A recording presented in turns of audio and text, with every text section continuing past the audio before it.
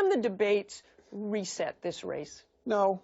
I mean, they don't. They don't. You look over time, polls don't necessarily change all that much because of debates. There will be drama. It'll be a spectacle to watch. And I'll be watching you and listening to your questions and listening to the answers. Well, hope it's not a spectacle, okay? Well, it's going to be some kind of spectacle, maybe not in a bad way.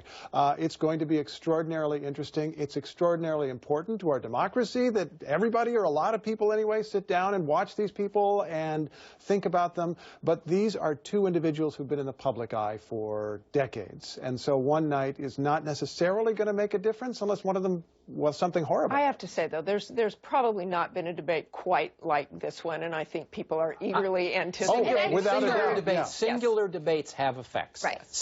Debates overall don't. Singular debates have an effect. I think this debate has a huge upside for Donald Trump potential and a huge downside for Hillary Clinton. I feel just exact opposite. I think if she gets him one-on-one, despite all the I'm not saying he's going to win. No, but despite all the unfavorabilities, if she can just make him look incompetent without a shadow of a doubt because of his lack of knowledge with policy, particularly with foreign policy, I think that's going to help sway the people who are still the movable middle. Julie, I want to end with you. Does Donald?